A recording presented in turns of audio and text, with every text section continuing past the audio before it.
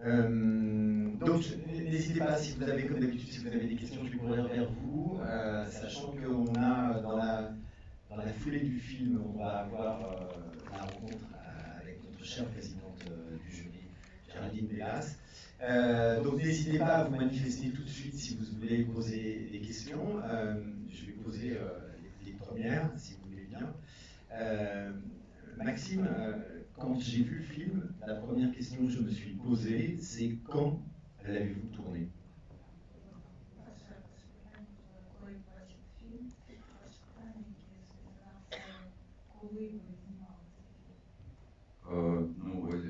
Сценарій був написаний у 2018 році, а зйомки проходили впродовж 20-го і трошечки залізли на 21-й рік.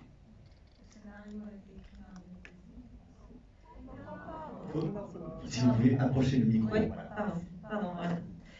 Oui, le scénario a été donc écrit en 2018 et ils ont tourné donc en 2020, pardon, et un petit peu en 2021.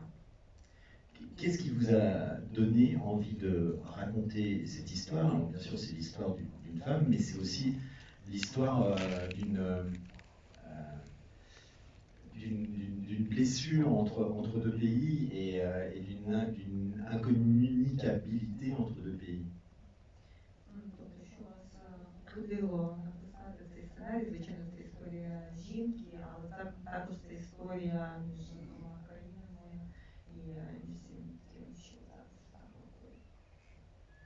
Ну, насправді, просто я з колегами, з кінематографістами, ми з самого початку війни, в 2014-му, намагалися бути залученими в контекст війни, як кінематографісти, як митці. І саме ідея цього фільму прийшла мені, коли я монтував інший документальний фільм про жінок на війні, який називався «Невидимий батальйон». І, власне, історії цих жінок, і, зокрема, репліка однієї з героїнь настільки вразила мене, що я ось придумав цю вигадану історію. Oui, en fait, il dit que depuis 2014, effectivement, c'était beaucoup impliqué en fait avec les collègues du cinéma dans tout ce qui s'est passé. Vous êtes bien présent dans tout ce qui s'est passé en Ukraine. Et l'idée est venue en fait pendant le montage d'un documentaire au sujet des femmes à la guerre. Qui s'appelle ces femmes-là, on les appelle le bataillon invisible. Et donc la réplique d'une femme l'a tellement perturbée, entre guillemets, qu'il s'est dit qu'il faut qu'il fasse quelque chose. Ну і, власне, згодом коли ми вже розробляли сценарій, я просто, насправді, я маю дуже багато подруг, знайомих жінок, які воюють і в процесі, або воювали, і в процесі підготовки до розробки історії, підготовки до зйомок ми також спілкувалися з багатьма жінками, і чоловіками, в тому числі військовими, ветеранами, колишніми полоненими і жертвами тих чи інших військових злочинів. Тобто, я б сказав, що у Лілі немає реального якогось прототипу, скоріше це такий збірний колективний образ. Oui, en fait, pour être au plus près, on va dire, de la réalité. Pour être au plus près de la réalité, ils ont beaucoup communiqué avec tous ces gens qui ont vécu ce genre de situation. Il a beaucoup d'amis, femmes et hommes qui sont à la guerre. Et donc il voulait effectivement être le plus vrai possible, malgré le fait que ce n'est pas Lila, ce n'est pas une seule personne, c'est plutôt le mélange de tous ceux qui ont vécu ces atrocités. Comment on écrit, quand on écrit un personnage, on le fantasme, et puis après arrive le moment du tournage, et il faut trouver le bon interprète. En l'occurrence là, la bonne interprète.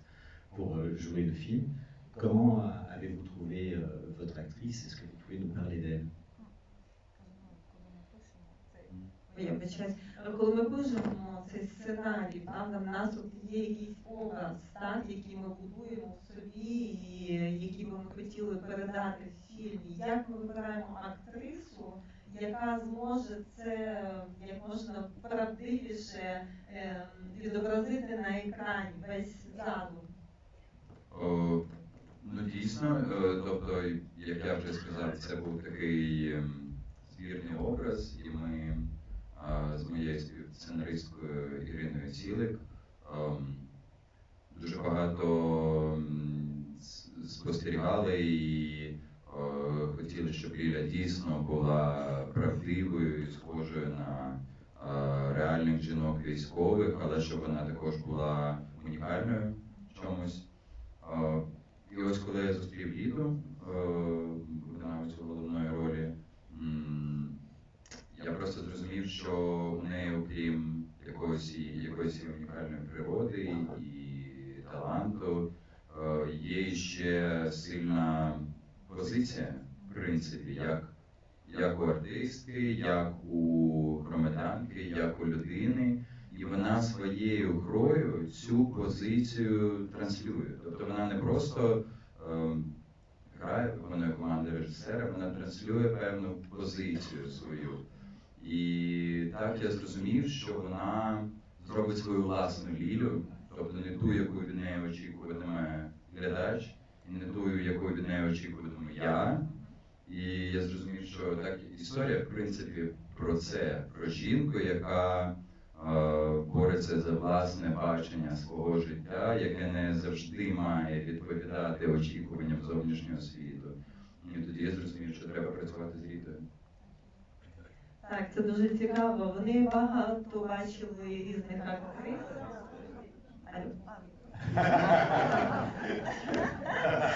Excusez-moi, oui, ils ont vu effectivement les différentes actrices et chacune avait quelque chose. Ils ont beaucoup discuté ensemble avec sa collègue Irina Tsirek. Mais quand il a vu pour la première fois Rita, qui en fait qui joue en fait le rôle principal, tout était dans cette personne. En fait, au-delà du talent, au-delà de ce qu'elle est, au-delà de sa jeu, etc. Ce qui a séduit en fait, c'est vraiment sa position en fait, comme citoyenne ukrainienne, comme un être humain. Et il s'est dit que c'est vraiment une bonne personne pour jouer ce rôle, parce qu'elle ne va pas jouer en fait. Elle va tout simplement transmettre ce qu'elle est. Et elle ne va pas faire ce que peut-être le public aurait attendu d'elle, ou ce que eux ils attendaient d'elle.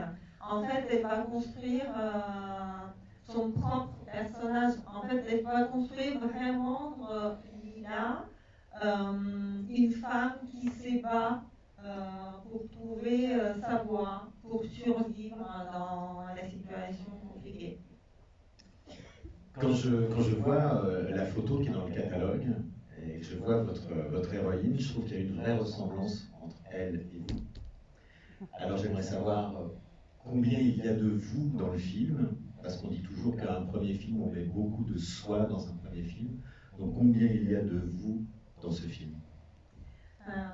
Він каже, що значить, коли бачить афішу, так, цю фотографію цієї жінки, вона дуже схожа на вас.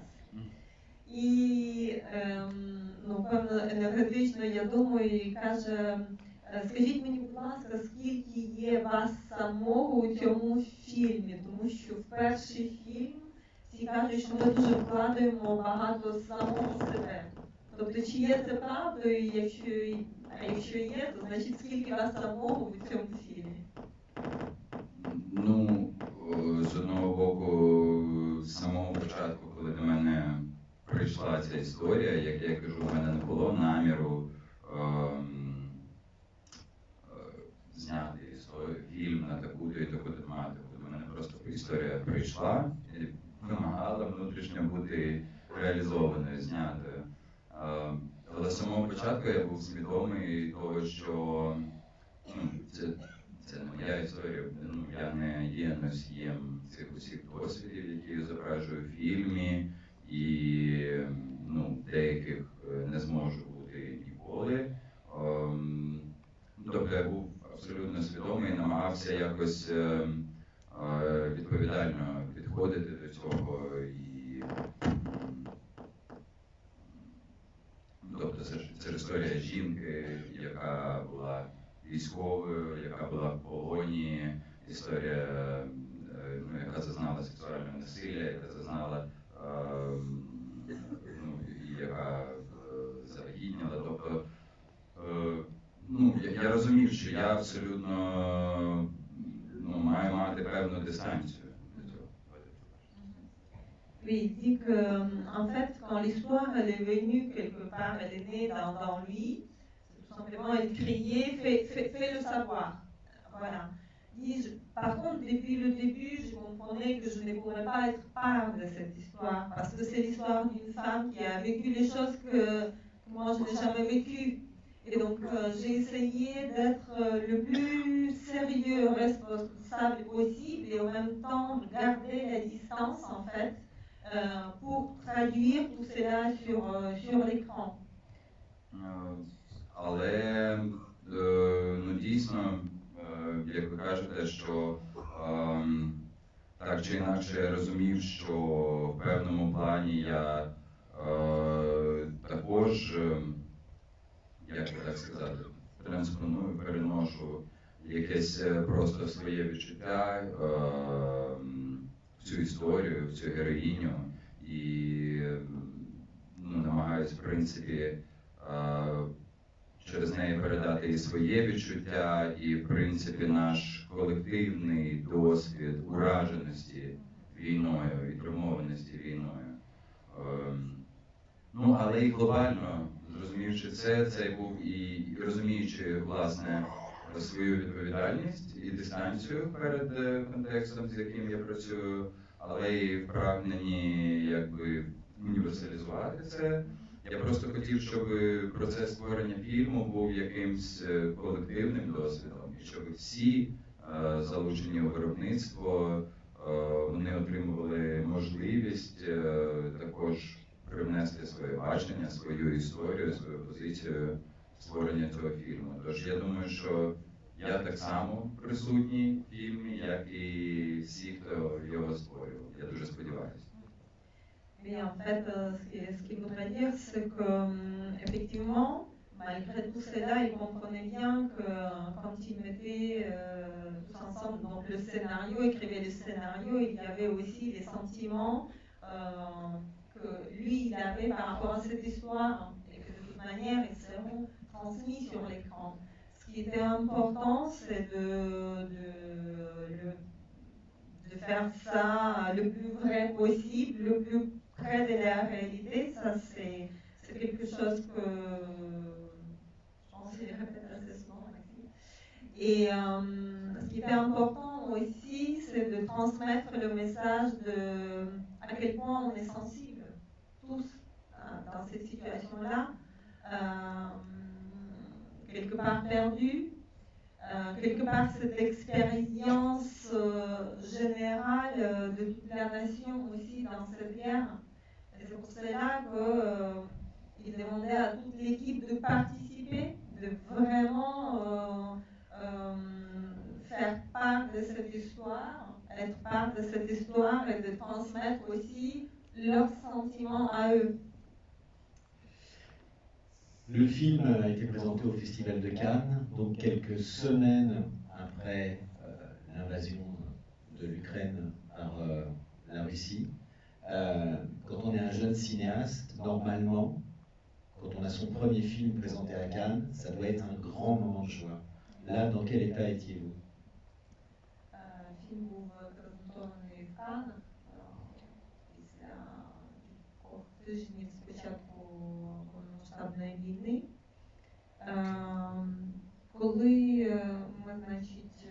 Коли це ваш перший фільм, його презентують в Каннах, так?